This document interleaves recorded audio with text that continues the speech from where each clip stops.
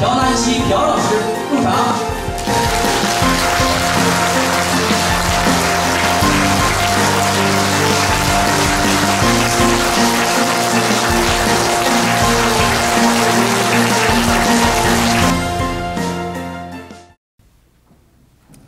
이 시간에는 전 시간 강의에 이어서 몰아빼기의 연장선상이다 이렇게 생각하시고 들으시면 될 겁니다. 现在开始讲呢，接着上午的集中排除法，就连接起来给你们讲解。 그 몰아빼기의 주 목적은 환자가 아주 위급한 상황에서 빠르게 회복시키자고 하는 것이 주 목적입니다. 这个集中排除法的主要目的是，见到危机患者，就是特别危急的时候，用快速的让他恢复，完了脱离危险期的目的。 그럼 우리가 죽음 직전에 임박해 있는 사람을 머릿속으로 한번 연상을 해봅시다. 那么我们联想一下，面临快要死亡的 혈액 속에 状况。 혈액 속에 산소는 극도로 산소 포화도가 부족할 것입니다. 就是血液里呢极度的缺少氧气。 산소가 부족하면 심장이 빨리 뛸 겁니다. 氧气缺少了，心的脉动是加快，心脏的。 또 혈액 속에 산소가 부족하면 면역 기능이 떨어지기 때문에 외부에서 세균이나 바이러스가 감염돼서 고열이 발생할 수 있습니다.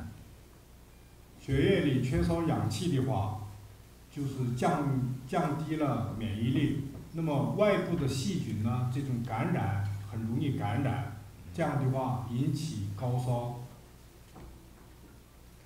그럼 이런 다양한 증세들에 대해서 우리가 어떻게 대응하느냐 하는 것을 여러분들이 최대한 많이 알고 있으면, 근데 이런 내용들에 대해서는 여러분들이 논리적으로 이해를 해야만이 순간순간 대응 방법을 응용할 수 있을 것입니다.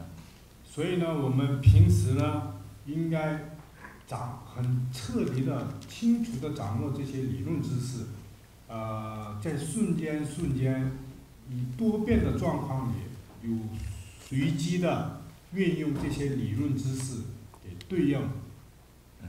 그래 기초는 심천의학은 자연의학이다. 그래서 자연의 생리이치를 그대로 적용시킨다는 것을 기존에 두고 한 가지 풀어보기로 합시다.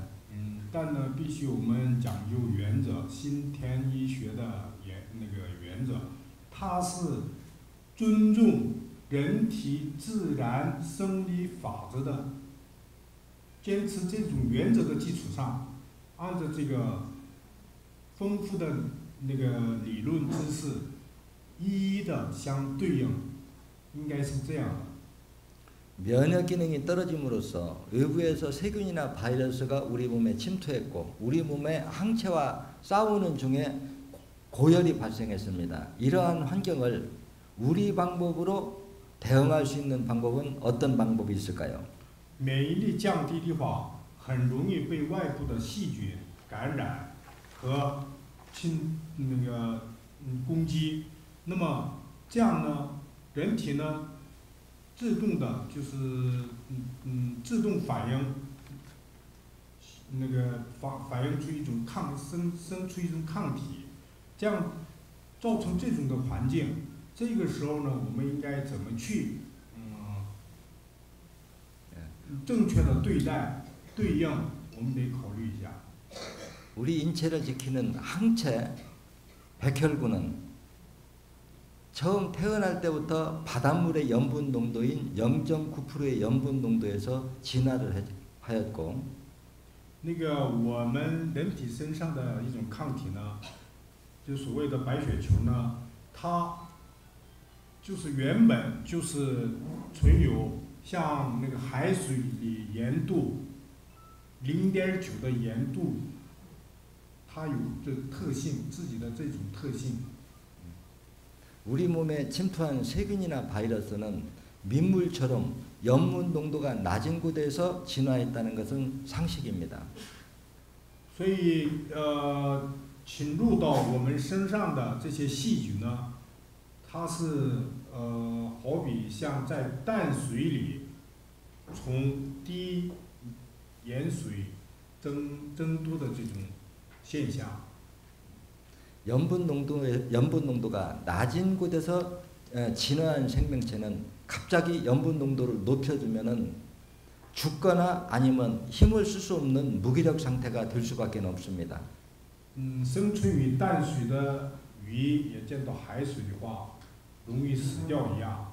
这些那个在像没有那个盐粉浓度很低的环境之下生存的这些细菌呢，只要把这个盐粉的浓度突然增多的话，或者它消去自己本身的力量。 하지만 우리 인체 몸을 지키는 항체인 이 백혈구는 오랜 세월 동안 약 0.9%의 염분 농도에서 진화한 생명체이기 때문에 갑자기 염분 농도를 좀 높여준다고 해서 큰 지장을 받지 않습니다. 所以我们人体的抗体，所谓的白血球呢，它适合于已经在体内长期在体内以盐度为0.9的环境下生存的。 这种环境下生存的，所以呢，给它加一些盐度，它不可能受到很大的影响。 이러기 때문에 외부에서 세균이나 바이러스에 감염돼서 고열이 날 때 죽염수를 드시라 하는 이유입니다. 所以呢，我们就是外部被侵入体内的细菌感染啦。 免疫力降低，这个时候呢，奉劝就是喝竹盐水的原因在于这里，因为竹盐水盐度稍微高，它能杀死或消失这些被侵入的那个细菌，但是呢，不会太严重的影响我们身上的抗体。 그래 위중한 경우가 아닌 여러분의 일상생활에 사용하는 중에도 손, 발, 몸에서 허열이 발생하거나 아니면 오한, 한기가 들 경우에는 염분 부족의 부작용이다 이렇게 진단하면 됩니다. 所以我们在治疗过程当中呢，放射疗法当中，有时候那个冒虚汗或者有寒气，这个时候呢，就是说明你体内缺少盐分的。 이러한 공부를 여러분들이 미리 알고 있다고 하면은 여러분들이 고생하시지 말고 손, 발에서 몸에 열이 나거나 오한이 들 때 미리 죽염수를 타서 한 잔 쭉 마셔주면 그 고통에서 빨리 벗어날 수 있고.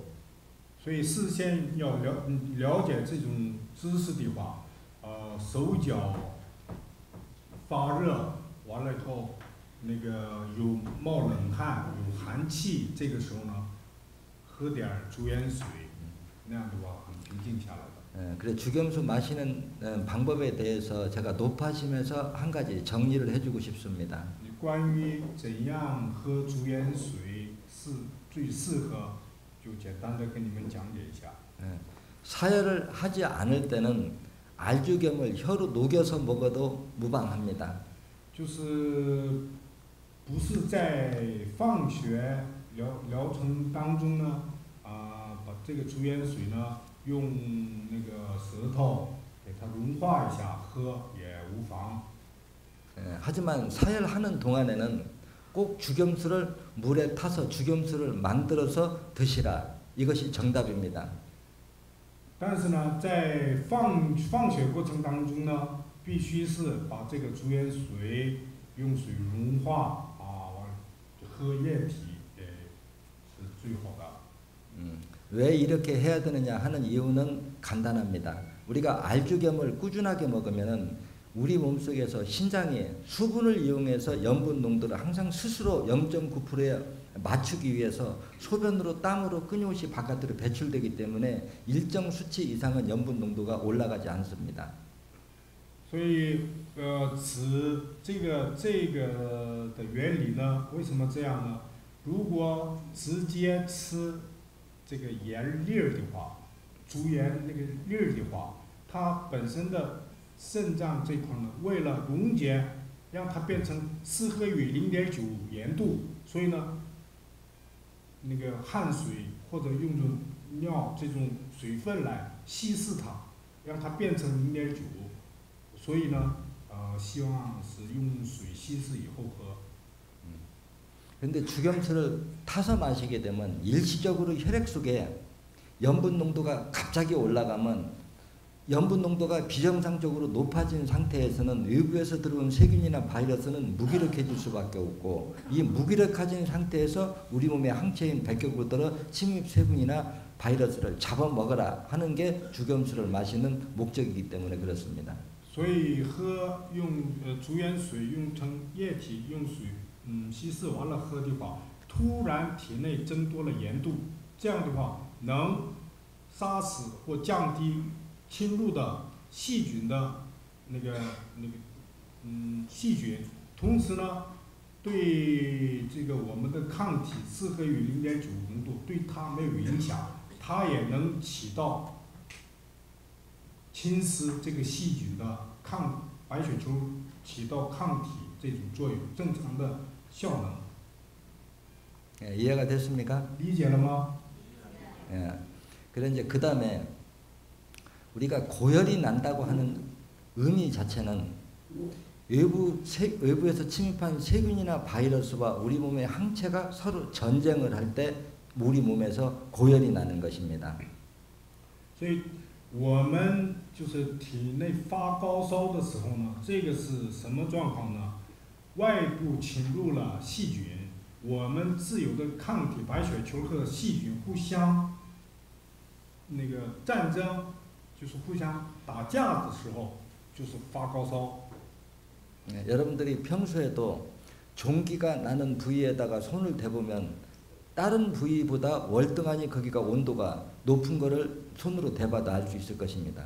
所以我们呢，有些地方或者起了一些痘，或者它那个特殊的有感染的位置呢，如果用手去摸的话，它那个地方比别的皮肤很热的，温度是很高的。 그럼 우리 몸에 열을 방지하기 위해서는 열을 방지할 수 있는 방법은 여러 가지 방법이 있습니다. 아마 현대의학에서는 항생제를 써서 우리 몸의 항체나 외부에서 들어온 세균이나 바이러스를 동시에 죽이는 방법으로 해열의 방법을 찾을 것입니다. 我们降低这个发热，有很多种办法，但是呢，现代医学西医的 角度去解决这种事情的话，它只能是用一种抗生素来把侵入的细菌和我们的抗体同时杀掉。只有这样的采取这样的办法。 하지만 심천의학 시각으로 접근하게 되면 우리 몸을 지키는 항체 백혈구가 왜 외부에서 들어온 세균이나 바이러스를 못 잡아먹었을까 그 원인을 분석합니다. 所以我们新天医学里研究的是以新天医学的角度去研究的话，我们就研究为什么我们身上的抗体不能按正常的起到它的杀菌的、吃掉菌的这种效能呢？ 以这个为角度去研究。 백혈구가 면역 기능이 떨어진 직접 원인은 무엇일까요?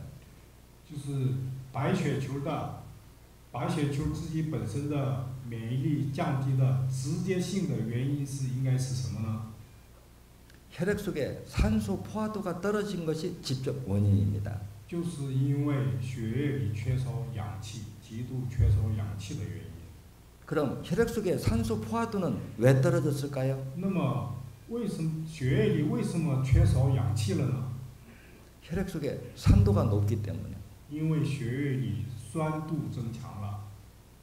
그러면 이 강산을 해독을 해줌으로써 피가 맑아지면 혈액 속에 산소 포화도가 높아지고 산소 포화도가 높아지면 항체 면역 기능이 강화되기 때문에 염분 농도를 높여주는 거나 혈액 속의 강산을 해독해주면은 우리 몸에 항체 떨어 외부에서 침입한 세균이나 바이러스를 직접 잡아먹으라 하는 게 신천의학의 치료 개념입니다.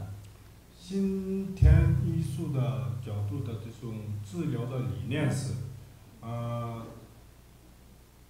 就是把那个，大家本来讲到的， 신천의학은 염분 농도를 높여주는 것은 외부에서 침입한 세균이나 바이러스를 무기력해진 상태에서 백혈구들을 잡아먹으라는 의도고, 강산을 해독해주는 것은 우리 몸의 혈액 속에 산소 포화도를 높여서 백혈구가 강한 힘을 이용해서 외부에서 들어온 세균이나 바이러스를 잡아먹으라고 하는 치료 효능이기 때문에 부작용이 없고 안전한 방법이 된다.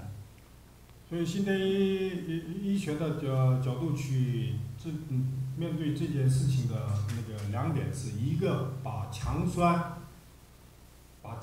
的毒性给解了，增强那个血液里的氧气的增多；还有一个是把盐度提高，盐度突然提高的话，那个入侵的那些细菌。 就是自然的被这些高的盐度被杀，完了还不影响抗体白血球抗体的自身的免疫力，它不影响，它也正常的运行自己免疫力，把这个侵入的细菌给杀掉。这种角度去。 그러면 현실과 비교해서 한번 대응 요령을 설명해 보겠습니다. 那么我们拿实际例子来举个例。 환자가 너무 고열이 올라가고 호흡이 가빠서 금방 숨이 끊어질 것 같은 환자를 접했습니다. 那我们如果面见一个患者是突然呼吸困难、发高烧，就是这个呼吸马上要断气、不能呼吸的这种状况。 이때 어떻게 응급 상황에 대처를 해야 되느냐 하는 것이.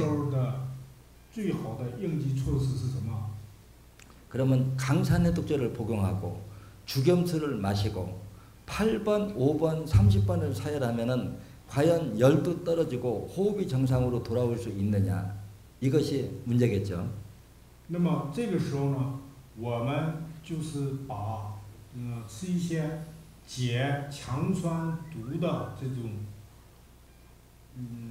剂，完了呢喝竹盐水，完了呢放8号、5号、30的话，是不是强酸的毒也解了？那个竹盐水自身已经杀掉了入侵的细菌，那么还保障白血球自身的免疫力，它去杀这个菌，这样叫高烧也退，免疫力也增强，入侵的细菌也死掉，是不是这样的？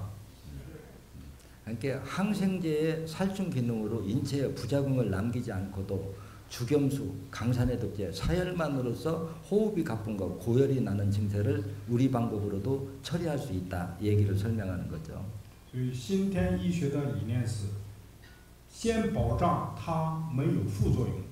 那么我们吃的那些强酸的解毒和竹盐水对身体的危害性副作用是没有的。那么同时进行放血疗法，把堵的毛细血管一并一起进行的话，那么先保障安全性的同时，也解决疾病的最有效的措施。 그래 한때 중국에서 사스가 한창 이게 중국에도 창궐할 때 고열로 그 사스에 감염되었을 때 고열이 나는데 어떻게 하면 좋겠냐 물어와서 제가 지금 이러한 방법으로 한번 해봐라 했더니 그때 열이 떨어졌다고 직접 중국도 많은 사람들이 이 방법을 응용한 사람이 있습니다. 사스 我们那个中国有一次不有非典吗？非典那个时候呢，有些中国的患者就是问过来了。这个时候呢，朴丹琪老师告诉了这个方法，吃那个解强酸毒的那个应该是新天生，完了呢喝竹盐水，放血，这样就解决了发高烧的，烧也退了，完了那个病情也好转了。 제가 중국에 좋은 일 많이 했죠. 对中国做了很多好事儿吧。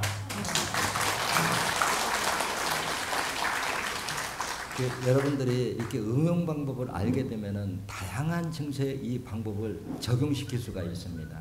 所以呢，大家要如果了解清楚这些理念和理论，透彻的掌握知识的话，像数学公式一样，你能很能活用过去。 그러면 이제 여기서 한 단계 더 악화돼서 주겸수, 강산의 독재, 사열로도 따라잡을 수 없을 만큼 증세가 악화돼서 죽음 직전에 있다. 이런 단계에서도 우리가 다시 한번 재도전으로 도전해 볼 방법이 있느냐 하는 것을 한번 생각을 키워봅시다. 那么我们再想一想，那么吃了新天生，就所谓的把强酸毒解掉，完了呢喝竹盐水，把那个盐度提高，就是杀死这些细菌和增强那个本身白细胞的那个免疫力，完了用放血疗法，这个也解决不到的时候，面临着快要死亡的时候，我们有没有急救的其他的办法？我们再想一想。 여러분들이 죽음 직전에 있는 환자의 피의 혈질을 한번 상상해 보십시오. 你们想象一下，那个面临死亡、快要死亡的人的血液里的血脂是什么样的？我们再想一想。 쉽게 표현해서 피가 썩어 있다 보시면 됩니다. 应该就是想到血液里的血都是死血。 그러면 썩은 피를 빼고 맑은 피를 넣어주면 어떻게 될까요?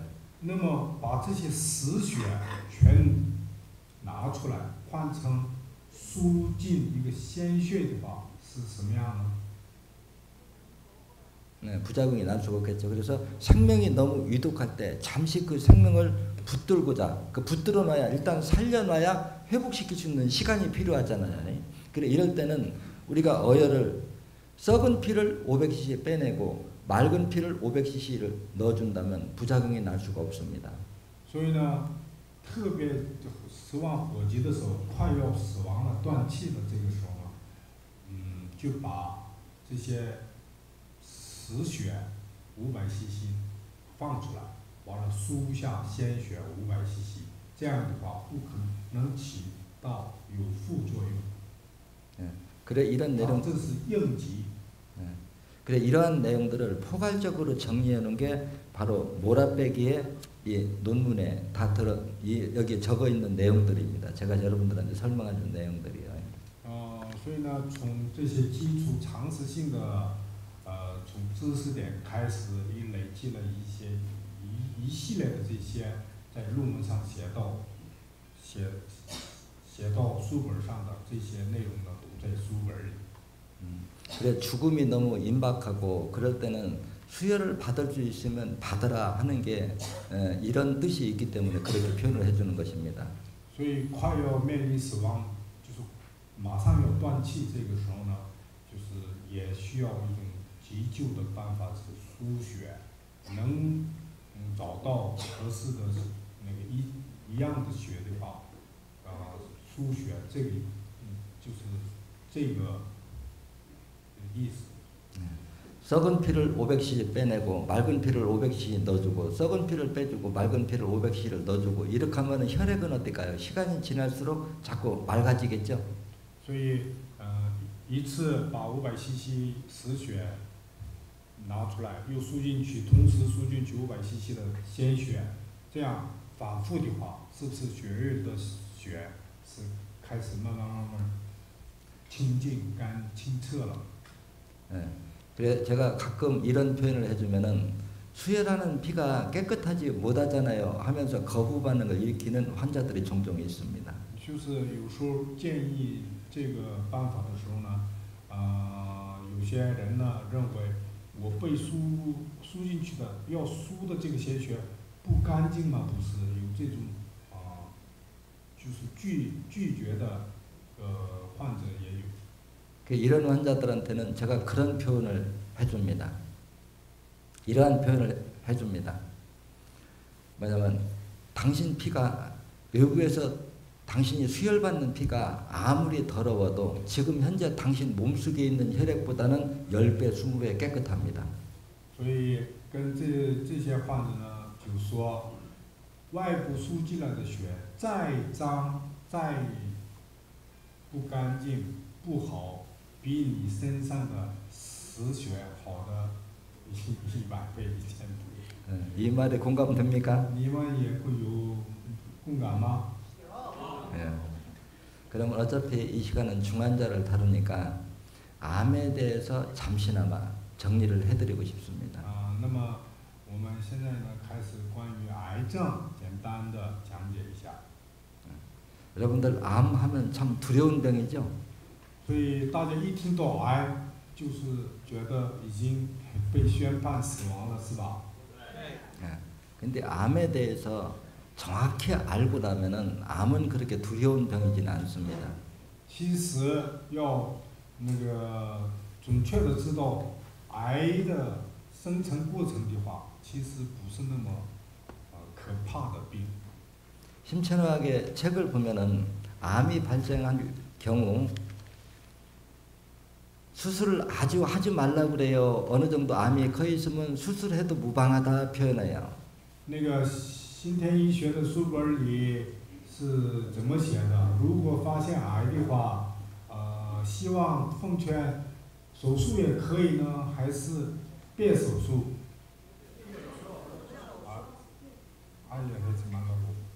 그렇지 않습니다. 암덩어리가 너무 커서 생명에 위협을 정도로 커지면은 수술을 하라고 하는 게 심천의학의 기본입니다. 你们说的不对。如果这个肿瘤过大，危及生命的话，先解决生命的保障生命的安全，也奉劝先切除。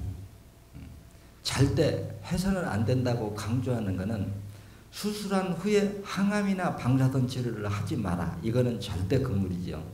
所以就不奉劝，绝对不要做的是，不奉劝的是，不要去做抗癌治疗、放射线疗法。 그럼 왜 이러한 정의를 내리는지 설명을 해보겠습니다. 为什么这么样呢？就开始讲解一下。 심천의학에서는 무록, 섬유종, 비지종, 암 모두가 혈관이 막혀서 피가 못 돌면 산도가 높아지면 발생한다 이렇게 진단을 합니다. 新田医学里头的所谓的肿瘤和癌呢，是因为强酸导致下的血管被堵引起的，这么去判断。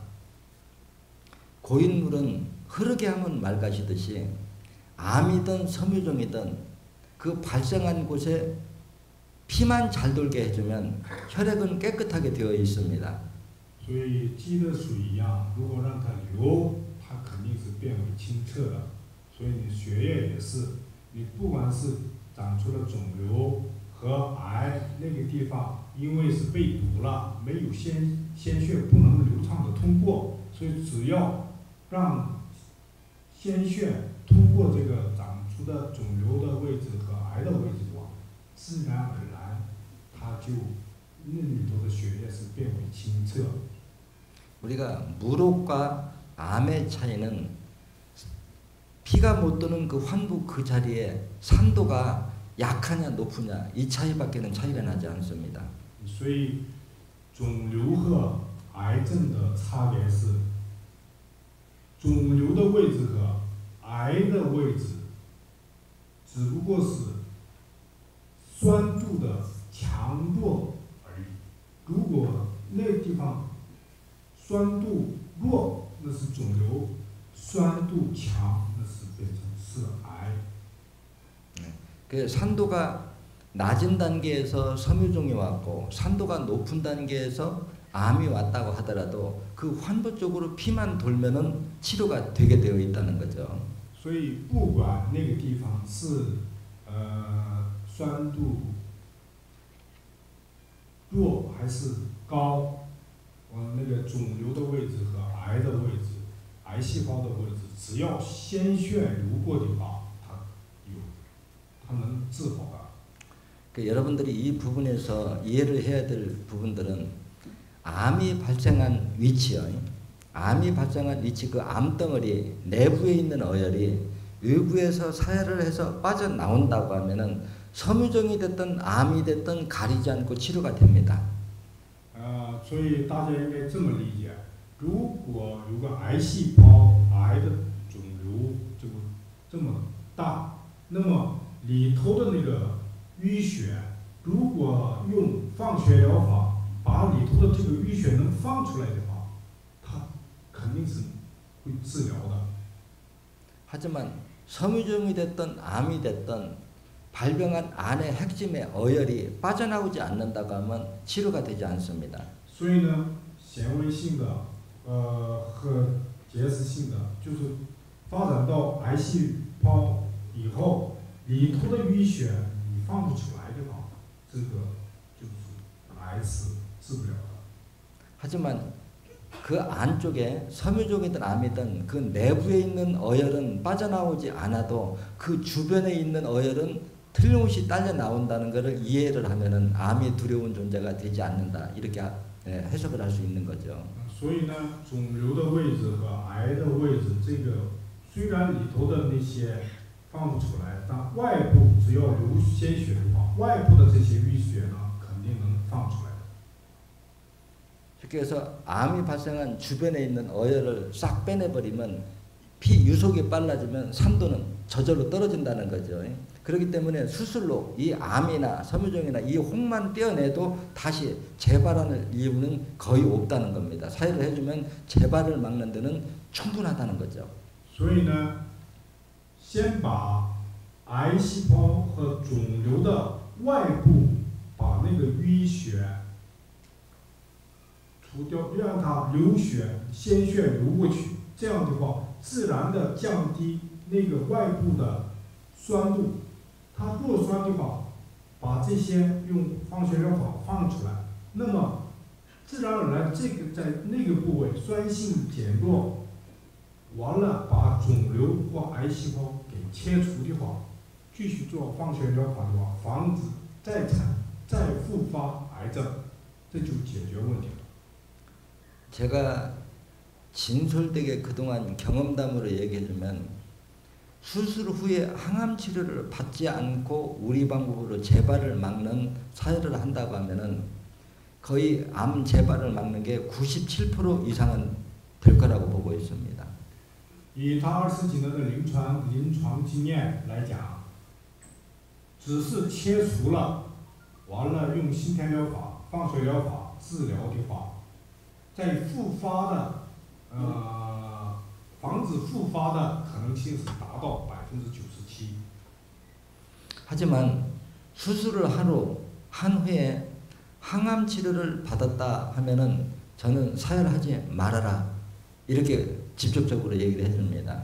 但呢，切除后他继续做了放射线疗法、抗癌治疗的话，朴老师奉劝。 就不要用，不再用那个放血疗法。 일단 항암이나 방사선 치료를 받으면 우리 방법으로 해도 그 효능이 월등히 떨어질 수밖에 없는 분명한 근거와 이유가 있습니다. 因为只要受到放射线治疗和抗癌治疗了的话，那么我们心田疗法再怎么去治疗，它也赶不上就是治不好这些有清楚的依据和那个原因。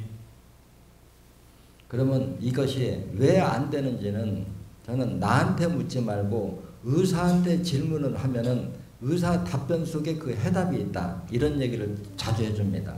所以呢，为什么是这样？为什么放射线或者抗癌治疗的话，不能用心田疗法去治疗呢？这个呢，如果有人这么问的话，朴老师呢每次都这么说，你去问一下你做放射线治疗和抗癌治疗的那个医生，在他的说明上肯定有答案。 여러분들이 항암 치료를 직접 시술하는 의사한테 정중하게 물어보십시오. 那么你们就是就是跟那个做了抗癌治疗的跟医生，你去好好的问一下。 항암 치료를 왜 하지요? 하고 물으면은 암세포가 더 이상 번지지 못하게 하기 위해서 항암 치료를 합니다. 이런 답변을 해줄 것입니다. 医生肯定回答的是，不想让癌细胞扩展，所以做抗癌治疗肯定是这么答复的。 그럼 그 다음에는 암세포가 분열하지 못하게 하는 항암 치료의 효능의 원리가 뭐냐 이렇게 질문하면 됩니다. 那么就问，那么防止那个癌细胞分裂的治疗的原理是什么？你就这么问。 그러면 아주 친절하게 강한 빛을 이용해서 체세포의 생식기를 파괴함으로써 세포 분열을 못하게 하는 치료 원리입니다 하고 답변해 줄 것입니다. 那样的话，可能那个医生肯定回答，用放射线，用强烈的激光紫外线或者这种，把那个癌细胞给杀死，不让它繁殖，肯定是这么回答。 그러면 그 다음에는 항암이나 방사선 치료로서 생식기가 파괴된 세포도 세포 분열이 가능하냐 물어보면 답변해 줄 것입니다. 那么你们再问，那么用放射线把这个癌细胞破坏这个癌细胞的生殖繁殖能力的话，它还能不能繁殖？这么问。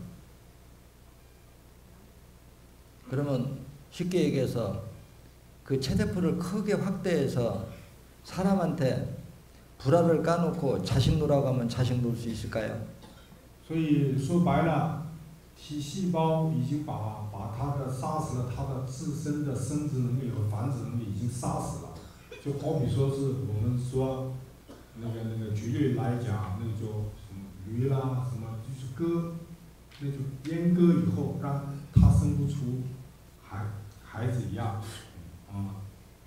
체세포의 생식기가 파괴된 세포는 세포 분열을 하지 않습니다 하고 당연한 듯이 답변을 할 것입니다. 那么他那个医生呢肯定回答，我们用强烈的光把癌细胞的生殖能力给杀死了，它再也不可能繁殖的。 그럼 여기서 이제 다음 단계로 또 물어야 됩니다. 우리 인체의 모든 세포들이 태어날 때 한번 태어난 그 세포가 죽을 때까지 그대로 가느냐, 약 45일을 주기로 끊임없이 세포 분열을 통해서 바뀌냐 질문해야 됩니다. 那么你们呢应该问，那么我们体内的体细胞就是产生以后，它是永远就是有生命吗？它应该是有45天的周期，它有生命是45天左右这样。 有些体细胞死了以后又产出新的体细胞，是这样的。 여기 있는 남녀 모두를 자식을 낳지 않기 위해서 남녀 모두 수술을 해놓은 후에 여러분들이 다 죽은 후에 인간의 대를 이을 자식들이 연결이 될까요, 안 될까요? 那么就是简单的来讲，我们在座的所有男女，就是做一下不孕的手术的话，那么 除了我们这些人以外，我们死了，是不是没有后代？ 당연히 안 되겠죠. 肯定没有后代吧。 그래서 신천어학의 치료 개념은 뭐냐고 하면 병적으로 잘못된 세포는 세포 분열을 통해서 떨어져 나가고 정상 세포가 세포 분열을 통해서 그 자리를 메우는 것이 재생복원의학이다. 이렇게 정리를 합니다. 所以先天医学的角度是。 通过体细胞的分裂和繁殖自身的生殖能力，把坏的体细胞呢，用新的体细胞给换掉，这样反复的做到自动复原的原理去面对的。但如果用西医学的用放射线这种把一个细胞这些细胞给杀死的话，那么它生不出新的体细胞来代替已经坏死的这个体细胞，那么就没有救。 제가 책에서 항암이나 방사선 치료의 그 부작용을 얘기하면서 현대 의사들이 항암이나 방사선 치료를 하는 목적은 어차피 죽을 거 빨리 죽으라 하는 치료 방법이다. 혹평을 한 거 여러분들 기억하십니까?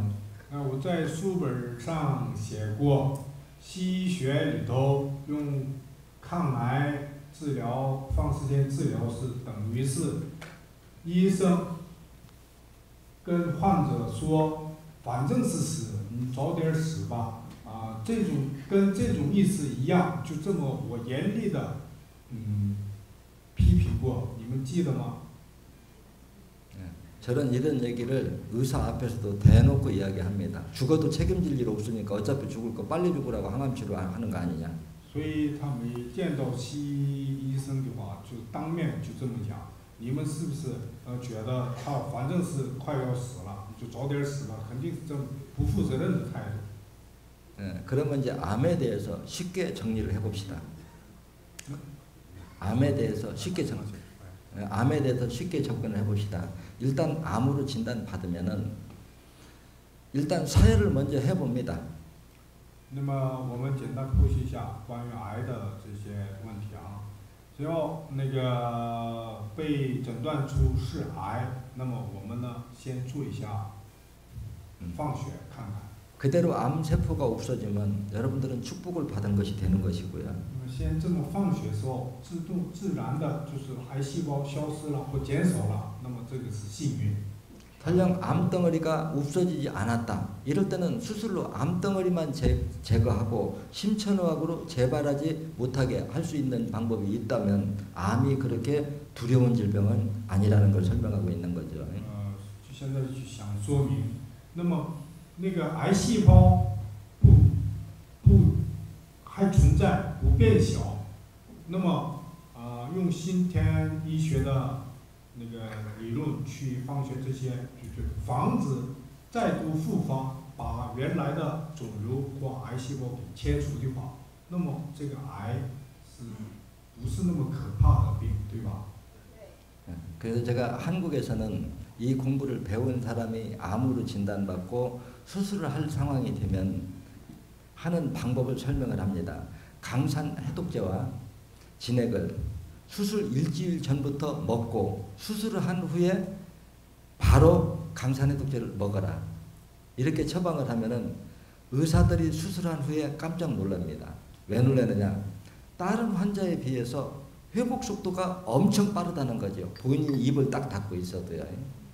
所以呢，那个有人问手术之前，为了切除癌细胞之前，问朴老师的话，朴老师给这种配方是这样：你先1周的手术，1周切除手术1周之前呢，先吃解强酸毒的，有新天生这样的药，以后呢，切除以后就马上又吃这个新天生，这样的话，做手术的医生自己就惊讶，因为他看到了这个患者比别的患者恢复的特别好，特别快。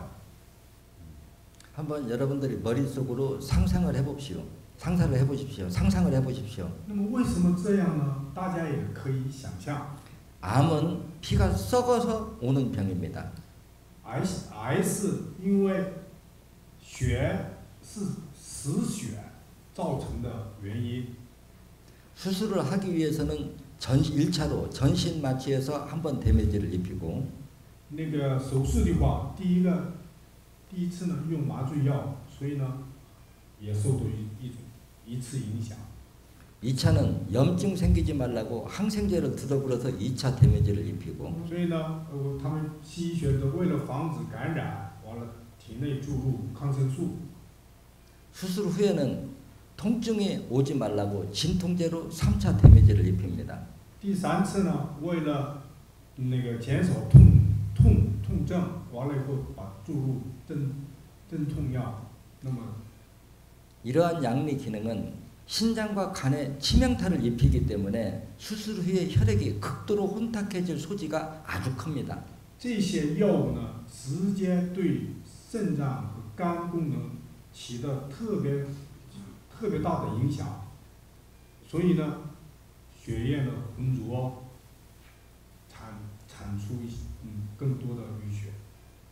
이 썩은 강산 혈질을 해독해서 맑은 혈액을 수술한 후 돌게 해주면 회복이 빨리 되는 것은 당연한 결과가 되는 것입니다. 所以呢，手术1周之前吃解强酸毒的新天生，完了手术后又吃的话，把浑浊的那个血液清澈，完了呢，把体内的强酸度给降低，所以会比别的患者恢复的快，什么是很当然的事情。 그 원리에 대해서 이해가 좀 됩니까? 关于这些原理，你们能理解和共感吗？ 가장 좋은 방법은 암이 징그러우면 안 걸리면 가장 좋은 방법입니다. 所以其实呢，最好的办法是，凡这个癌细胞呢，你别去动它，这是最好的办法。不刺激它，它不可能 우리 变化呀。 우리 방법은 암이 안 걸릴 방법이 있어요, 없어요? 我们有没有我先天医学的办法里预防那个得癌的这个方法有吧？ 암이 두려우면 암이 오기 전에 2368번 빼서 신장과 간 기능을 회복시켜서 맑은 혈질을 유지하면 암은 발생할 수가 없습니다. 所以，为了预防那个得癌症，那么经常性的、习惯性的去放2、3、6、8位置的话，绝对不可能得癌的。 여러분 게으름 피려서 암 걸리지 마세요.